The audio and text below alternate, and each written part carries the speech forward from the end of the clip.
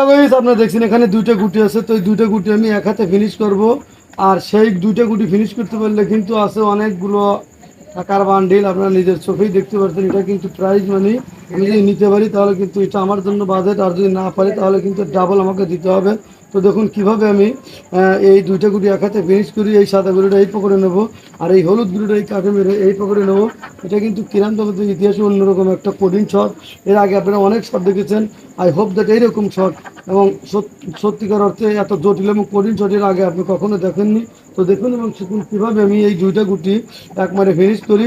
আর এই মারের যে টেকনিক অবশ্যই শিখিয়ে দেবো, তো দেখুন এবং শিখুন।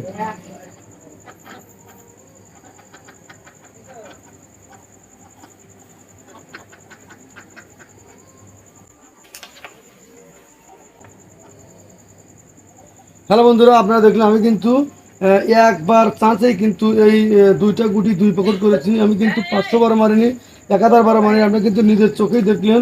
তো এই মারের যে টেকনিক, যে কৌশল, সেটাও আমি আপনাদেরকে প্র্যাকটিক্যালি দেখিয়ে দিচ্ছি। তো দেখুন, যদি গুটি এরকম থাকে আসলে এই গুটিটা কিভাবে আপনি দুইটা গুটি দুই পকেট করবেন। দেখুন এই গুটি কিন্তু এই সোজাও মারা যাবে না, কারণ এটা কিন্তু সোজা আছে। আবার এইটা হচ্ছে টপ লেভেল, অর্থাৎ এইগুলি যদি না থাকে তাহলে এখানে মারলে যাবে। তো বুঝতে হবে যে এই জায়গা মারলে এই সোজা লাগবে, আর এই টপ মারলে কিন্তু এই সোজা যাবে, কারণ এই কুটির চাপের কারণে যাবে না।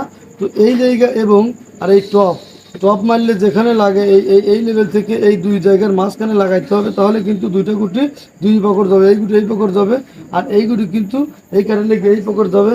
যখন প্রশ্ন এই গুটি কিন্তু সোজা আছে, তারপরেও কিভাবে এই গুটিটা বাঁকা হয়ে আবার এই পকেটে যাবে। যখন আপনি এই দিকে এই জায়গাটা লাগাইবেন, তখন কিন্তু এই সোজা গুটিটা কিন্তু সোজা না লেগে একটু এই দিকে লাগবে।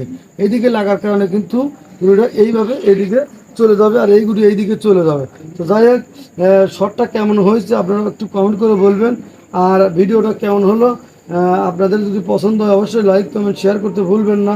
ভালো থাকুন, সুস্থ থাকুন। তো বাবু, মাঠটা কেমন হয়েছে, পছন্দ হয়েছে তোমার?